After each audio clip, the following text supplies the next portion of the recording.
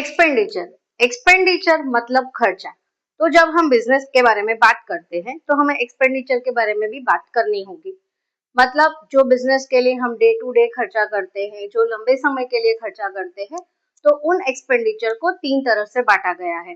देखिए, अभी अकाउंट्स के ड्यूरेशन के बारे में बात करें तो अकाउंटिंग ईयर जो होता है, जैसे मैंने पहले वाले वीडियो में बताया था कि वो 1 अप्रैल से लेकर 31 मार्च तक का कंसिडरेशन में आता है, यानी it is for 12 months. 12 months के बाद you have to carry forward. तो जो चीजें कैरी फॉरवर्ड नहीं होती, जो खर्चा कैरी फॉरवर्ड नहीं होता, वो रेवेन्यू में डाला जाता है, क्योंकि उसके बेनिफिट्स हमें 1 साल से ज्यादा नहीं मिलने वाले, और जो एक्चुअल में प्रोडक्टिव भी नहीं कहा जा सकता। और कैपिटल एक्सपेंडिचर जो है वो हमें लॉन्ग टर्म बेनिफिट्स देता है, जैसे कि हमने कोई मशीनरी खरीद लिया, कि हमने कोई एसेट खरीद लिया, मतलब बिजनेस के लिए हमने फैक्ट्री खरीद ली या शॉप खरीद ली, या कोई भी जो बिजनेस में हमें ज्यादा फायदा देने वाला है वो खरीदा है। मतलब ऑफिस के लिए फर्नीचर है, शॉप के लिए कोई भी फर्नीचर है, कोई भी XYZ जिसकी लाइफ मोर देन 1 ईयर रहने वाली है, 2-3 इयर्स 5 इयर्स रहने वाली है, तो ऐसे खर्चे को हम कैपिटल एक्सपेंडिचर में डालेंगे जो हमें लॉन्ग टर्म बेनिफिट देने वाला है।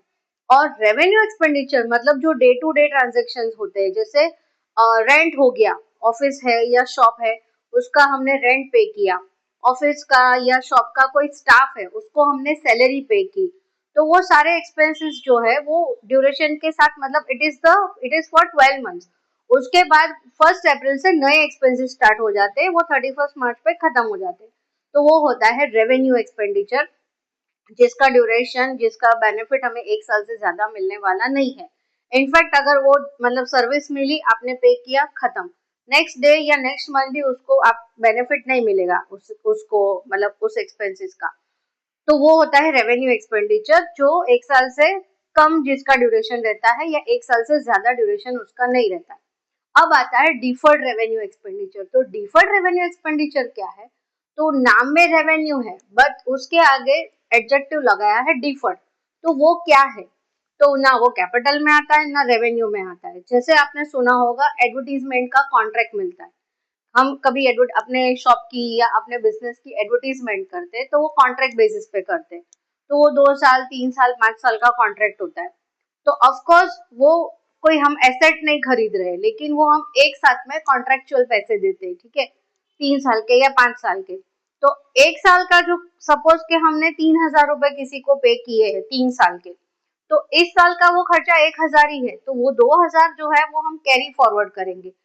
मतलब वो 2,000 है ना, उसका कोई हम एसेट ले रहे हैं ना, वो 1 साल का ड्यूरेशन है, मतलब वो बीच का होके रह जाता है, ना वो रेवेन्यू में आता है ना वो कैपिटल में आता है। तो वो 2,000 जो है वो हम डिफर्ड रेवेन्यू में डालेंगे, ठीक है।